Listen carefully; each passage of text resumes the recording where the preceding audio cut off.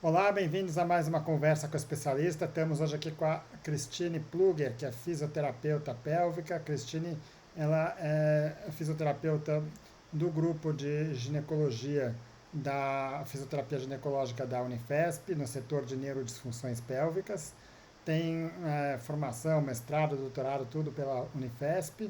E a ideia com você aqui, Cristine, é discutir a respeito do tratamento da fisioterapia na dor pélvica. Primeiramente, bem-vinda e obrigado pela sua disposição. Obrigada, João, pelo convite. Vamos conversar aí sobre um assunto bastante presente nos consultórios e que a equipe multiprofissional funciona muito bem. Ótimo. Então, bom, para começar, a dor pélvica, acho que mais do que qualquer outra condição ginecológica, é uma das coisas que mais tem dificuldade diagnóstica, né? Porque você tem aí 50 causas diferentes para dor pélvica, tem que associar outras queixas, história clínica, exames todos para poder chegar no diagnóstico preciso. Então, essa é a parte médica. Obviamente que cada causa vai ter uma dor, né? Uma característica da dor e vai ter um tratamento específico. Qual que é o papel da fisioterapia pélvica para essas pacientes? Essa pergunta é ótima, João. Na verdade, eu acho que o fisioterapeuta ele participa até do diagnóstico, tá? Porque se a gente for pensar, a dor pélvica ela pode ser causada tanto por questões ginecológicas como não ginecológicas, né? E nós, fisioterapeutas, atuamos principalmente nas condições osteomusculares. Mas o fato de ter uma condição não exclui a possibilidade de haver uma segunda condição. Então, eu posso ter um paciente ali que tem uma endometriose, por exemplo, que está há anos sofrendo com cólica menstrual, dor na relação sexual, é, dor pélvica crônica, e que, paralelamente, vai desenvolvendo toda uma questão de postura de proteção para a dor, que vai causar um desarranjo muscular, que vai piorar a dor, e aí a gente participa aí do diagnóstico desse paciente, tá? Então, a atuação da físio já é lá no início, para tentar entender de fato o que está acontecendo. Geralmente, e é muito comum, essas pacientes, essas mulheres que têm dor pélvica crônica, não tem só uma afecção que causa dor. Tem mais de uma, tem a principal e você vai tendo as secundárias que vão se desenvolvendo ali, que complicam muito, porque você pode fazer um excelente tratamento para a causa inicial, mas se essas causas secundárias não forem tratadas, o paciente continua com dor. Ótimo, vou pegar um exemplo aqui. Então, uma mulher com uma endometriose, né, ela vai ter uma série de queixas relacionadas à endometriose, isso precisa ser avaliado e precisa ser tratado, né? A dor pélvica, na verdade, na endometriose, além da própria questão da doença em si, né, a doença ela vai levar a toda uma disfunção, né, muscular, é o que você disse. No fundo, vocês abordam não é a endometriose em si, vocês abordam o assoalho pélvico, né? Mas seria uma consequência dessa dor, ou seja, aquela mulher que vem convivendo com dor há bastante tempo e que vai desenvolver isso de forma secundária. Exatamente. A fisioterapia, ela não vai atuar na doença endometriose. Eu não tenho como usar um recurso fisioterapêutico que entra na barriga daquela mulher e tira a doença de dentro da barriga dela. Mas a gente vai atuar sim nas consequências, né?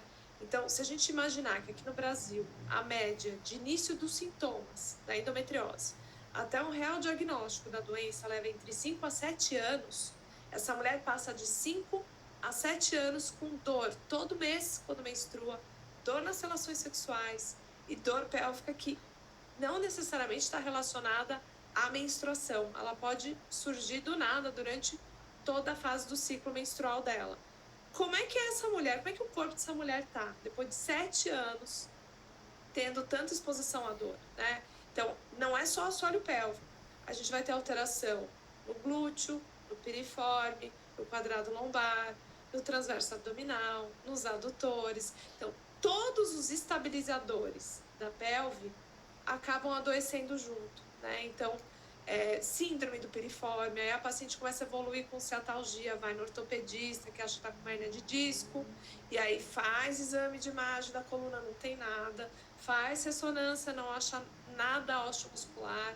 Então, esse é um paciente que passeia por várias especialidades. E aí, cada especialista, claro, vai puxar o olhar para o seu conhecimento. Então, se vamos supor a endometriose, acometeu o intestino, e esse paciente tem uma queixa intestinal, ele vai no procto. Aí o procto ou o gastro vai tratar como uma síndrome do intestino irritável, que não significa que ela não tenha, mas ela também tem uma endometriose que está causando sofrimento intestinal. Então, a gente vai virando uma maçaroca mesmo, de vários profissionais tentando entender esse abacaxi, né? E tentando atuar dentro da sua especialidade. Então, nós da Físio acabamos por abraçar um pouco tudo, porque a gente trata disfunção evacuatória, a gente trata disfunção miccional, a gente trata disfunção sexual, a gente trata a dor. A gente acaba costurando um pouquinho as especialidades entre si para conseguir dar um rumo, né, para esse tratamento. Ótimo. E no fundo a gente discutiu bastante da endometriose, mas a mesma abordagem é válida para o mioma, é válido para outras condições, né? Vamos dizer, Sim, são condições que geram dor crônica e por gerar dor crônica vai gerar uma descompensação da musculatura, da estrutura do assoalho pélvico, né?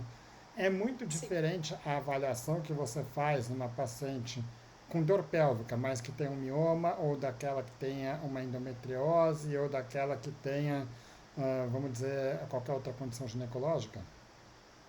Não, se a gente está avaliando dor, eu vou avaliar os quesitos osteomusculares que podem causar dor, tá? Então, se ela tem um mioma ou se ela tem uma endometriose, isso não vai interferir no meu exame físico, no que eu vou buscar. Então, eu vou fazer testes ortopédicos específicos para testar articulações como a sacroiliaca, a sínfise púbica, a coluna lombar, o quadril. Vou fazer alguns testes palpatórios em alguns músculos para poder deflagrar dor, como por exemplo o teste de Carnet, que é um teste que a gente faz no abdômen para diferenciar se a dor que ela está sentindo naquele ponto é por uma víscera ou se é por um ponto gatilho do assoalho do abdômen, tá? Então a gente vai. Isso independe se ela tem uma adenomiose, se ela tem aderência, se ela tem varize pélvica, se ela tem. Enfim, para mim, para nós como fisioterapeutas, isso não vai mudar o exame físico. O que muda é o diagnóstico. Então, fazer o diagnóstico médico de um mioma é muito mais fácil do que de uma endometriose, né? Então, por isso acho que é um paciente que talvez fique menos tempo sem um diagnóstico e sem um tratamento médico adequado. O paciente do mioma, tá? Ótimo. Bom, e ainda só para finalizar em relação à causa, você já entrou um pouco nessa discussão, mas você tem aquela paciente que passou no ginecologista e fez um diagnóstico de um mioma, você tem a paciente que foi e fez um diagnóstico de uma endometriose ou de alguma outra condição, mas você tem aquela que já passou por 15 pessoas e que não tem um diagnóstico, né? Ou chega a uma série de diagnósticos que de alguma forma às vezes não são primários ou secundários. Primeiro, você tem as disfunções de assoalho pélvico, elas podem ser uma causa primária de dor, ou seja, aquele seu problema principal da paciente? Podem, podem.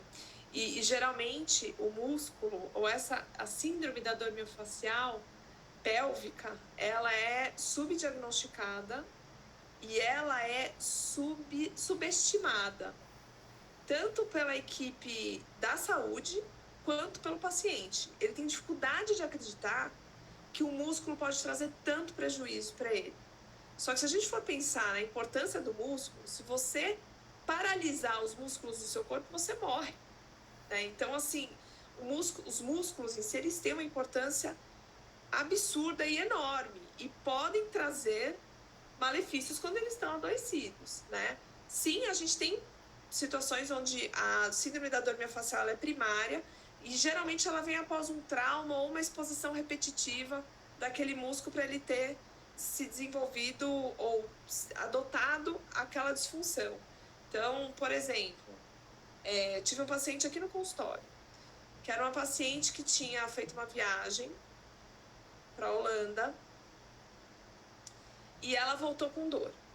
Teve muita dor, teve dor na relação sexual na viagem, teve dor pélvica, não conseguiu voltar direito no voo, passando muito mal, passou em ginecologista, ela passou ali uns 2 anos em investigação da dor.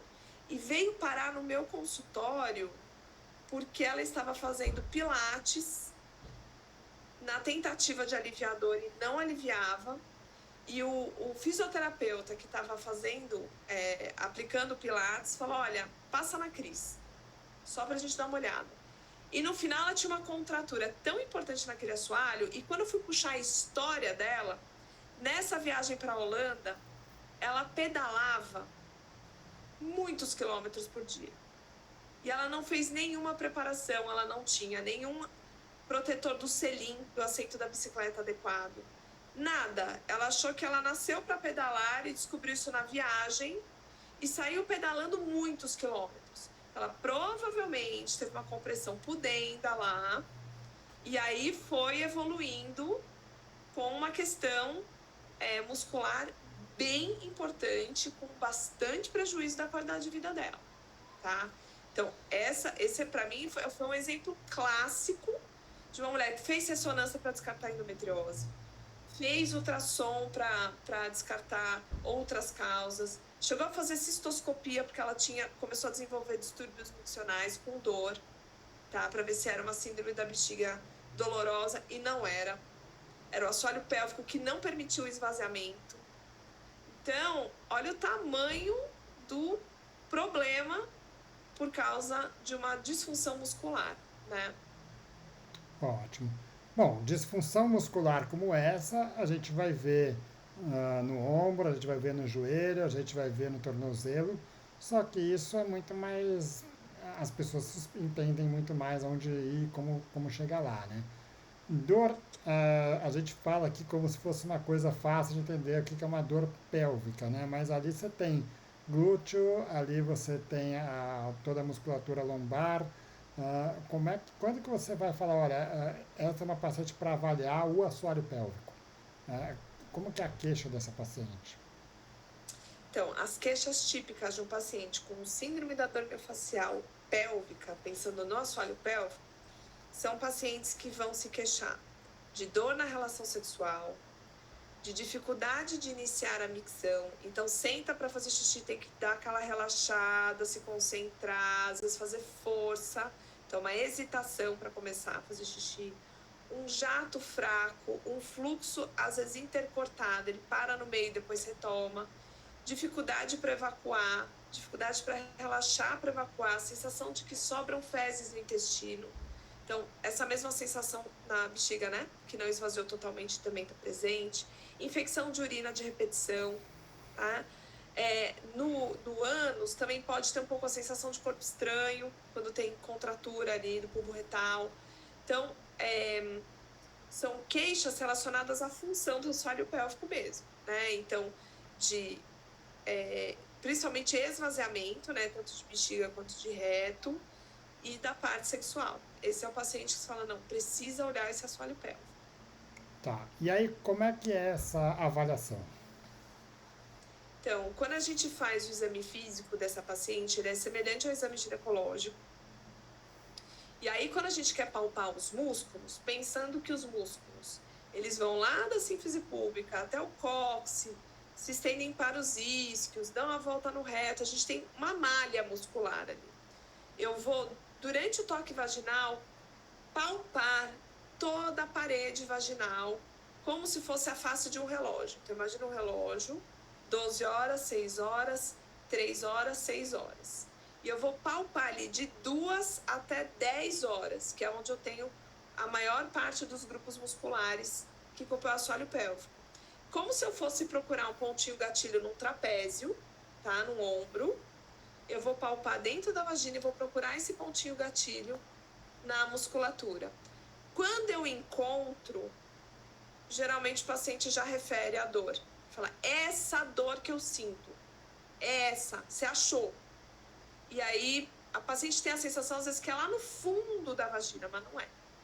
É no terço distal, tá? Outro músculo que a gente palpa pela vagina, o obturador interno, que é um rotador de quadril. Então, aí eu coloco a paciente numa posição de rotação de quadril, coloco uma resistência manual na perna e consigo palpar esse rotador, que pode dar para a mulher, na relação sexual, uma dor parecendo de útero, uma dor profunda. E aí, na verdade, é um rotador de quadril, né? Então, a gente faz como se fosse um exame ginecológico, só que nós vamos palpar e procurar fazer uma varredura se tem espasmo ou ponto gatilho ali, além do resto do exame físico. Então, avaliar a função, se esse músculo contrai, mas se esse músculo sabe relaxar, porque às vezes a mulher sabe contrair e não sabe relaxar. E aí ela vai ter todos aqueles sintomas que eu falei, dificuldade de fazer xixi, interromper o xixi no meio, sensação de que sobra a urina, que sobram fezes, porque o músculo não solta. Ela ativa e ele fica lá, ativo o tempo todo. Eu preciso soltar essa musculatura. Bom, vamos fazer aí uma analogia, pegar uma dor muito comum, que é a dor cervical, dor no pescoço. Então, é aquela Torcicolo, né? pessoa que chega com o pescoço duro, você mexe, você encosta, aperta ali e a pessoa grita de dor, né, com um mínimo de esforço, tá? Seria mais ou menos esse mesmo tipo de sensação, né? Agora, como é que você vai abordar isso daí? Você identificou que aquela musculatura está toda contraída, toda tensa, e agora? Eu gosto de explicar para paciente que é como se fosse um torcicolo mesmo, só que é outro pescoço, né? Então, da mesma forma, como que eu trataria um torcicolo? Eu preciso alongar, eu preciso manipular, eu preciso tentar tirar esses pontos gatilho e eu vou fazer a mesma coisa no assoalho pélvico. Então, a gente tem estratégias de massagem perineal, a gente pode usar aplicação de calor, a gente pode usar até aplicação de gelo. Como que aplica gelo dentro da vagina? Então, por exemplo, isso é um exemplo básico. Um tubete de festa infantil com gelo, colocar dentro da vagina, porque a gente tem efeitos bem interessantes do gelo ali no ponto gatilho. A fotobiomodulação, que é o laser de baixa potência, também podemos utilizar. A liberação miofacial, a gente tem alguns recursos aí que podem ser usados, os dilatadores, para tratar essa musculatura contraturada. Tá ótimo. Ah, vamos dizer, aí agora você conseguiu soltar, conseguiu relaxar aquela musculatura, só que é uma musculatura que ela vem sofrendo, vamos dizer, com dor há anos às vezes, né? E aí isso vai gerar, normalmente, vamos pegar, voltando para o exemplo do pescoço, quer dizer, como é que você vai tratar? A primeira coisa é tentar liberar aquela musculatura. Então você pode usar desde acupuntura, gelo, massagem. Aí a técnica, acho que existem várias formas de ser feito isso, mas depois que você já conseguiu esse resultado, você tem que trabalhar a parte de força. Você costuma ver uma deficiência de força importante nessa musculatura? Sim. E as pessoas confundem muito a hipertonia com força. Porque daí você vai palpar essa vagina, ela é rígida. As pessoas, nossa, como é forte! E não é, é hipertônica. Quando eu consigo regularizar o tônus, aí eu consigo realmente avaliar a força dessas mulheres. E algumas, inclusive, têm continência urinária de esforço, porque não tem um músculo que é funcional. Ele está tão contraído que ele não consegue fazer a função dele. Então, primeiro a gente relaxa essa musculatura para depois entrar com fortalecimento. O pensamento, João, é o mesmo de outros músculos do corpo. A diferença é que esse músculo é mais escondidinho e mais íntimo. Mas eu vou primeiro tirar o excesso de ativação para depois ensinar a ativação correta e trabalhar e fortalecer o que precisa ser fortalecido. Ótimo. E é legal que você falou isso, que a pessoa pode ter um mioma, e o mioma não vai dar uma incontinência urinária, mas aquilo vai gerar dor, a musculatura do assoalho vai saindo gradualmente, vai gerando tensão, vai gerando contratura, vai ficando fraco, e aí você começa a ter uma queixa eventualmente de incontinência, né? Tá, então você Exatamente. foi lá, tratou, você tirou aquela contratura, a dor melhorou, né? Então, bom, agora já acabou a dor, né? E aí? Ah, aí tem o passo seguinte, vamos dizer, como qualquer outra musculatura, olha, tudo bem, a gente tirou a dor, mas continua disfuncional, né? Seria esse o ponto aí, talvez, de uma segunda abordagem aí. Exatamente. Geralmente a gente separa a dinâmica terapêutica como o primeiro recurso de analgesia e a dor, João, ela não segue a dor crônica, tá? Geralmente o paciente vai melhorando, aí ele tem um platô, que ele não tá ótimo, mas não tá péssimo. E aí é aqui que às vezes ele é difícil de evoluir, né? E aí a gente começa a entrar com um pouquinho de fortalecimento para tirar um pouco essa musculatura da zona de conforto dela. E também tirar a paciente da zona de conforto de ficar só recebendo terapia passiva, né? Então a gente vai entrar, às vezes, com mobilizações corporais, não necessariamente o fortalecimento ali do assoalho propriamente dito. Mas eu vou começar com mobilidade de quadril, de cintura lombopélvica, vou trabalhar talvez um pouquinho de instabilidade, né, para começar a ativar essa musculatura. Então, a gente faz uma progressão.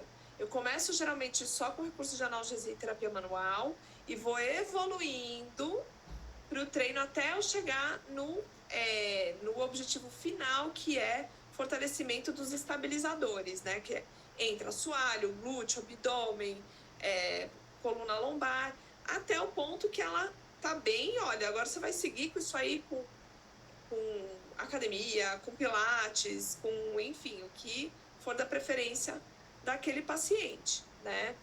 Mas ele fica muito bem orientado, que caso ele volte a sentir algum sintoma, que ele não demore para buscar ajuda, porque daí a gente intervém muito rápido a resposta.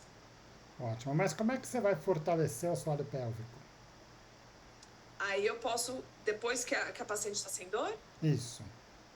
aí eu posso usar exercícios de fortalecimento, então protocolos de contração, de contrações sustentadas. Eu posso usar o biofeedback, eu posso usar o cone vaginal, que é como se fosse um halter, né? Um halter para vagina. Eu posso usar reeducadores, que são equipamentos que a paciente consegue ver a contração. Existem N recursos de fortalecimento mesmo, tá? E geralmente a gente acaba associando ao fortalecimento dos outros músculos também. A gente começa de maneira isolada para depois ir casando com a contração dos outros músculos. Ótimo. Bom, quando a gente está tratando uma dor ortopédica, normalmente você vai fazer uma sessão aí de fisioterapia uma vez por semana, durante algum tempo, vai sair daquele quadro agudo, aí entrar num quadro de uma reabilitação mais funcional, né? Você consegue ter uma ideia numa avaliação da paciente, falar, olha, isso aqui a gente vai precisar fazer, é o que normalmente é uma vez por semana que você vai fazer isso, precisa fazer com mais frequência, é muito prolongado esse tratamento.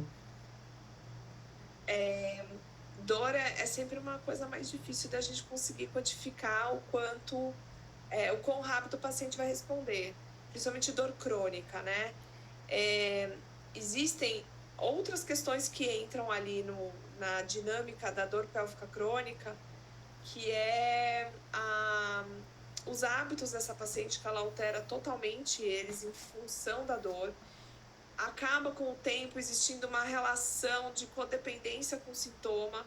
Então, eu já tive pacientes, por exemplo, que melhoraram da dor, que estavam melhorando, e aí começaram a perder o chão, porque estavam sem dor. Como assim? Mas eu tô tão acostumada a ter dor por tantos anos, que pra mim tá sendo uma coisa muito esquisita não sentir dor.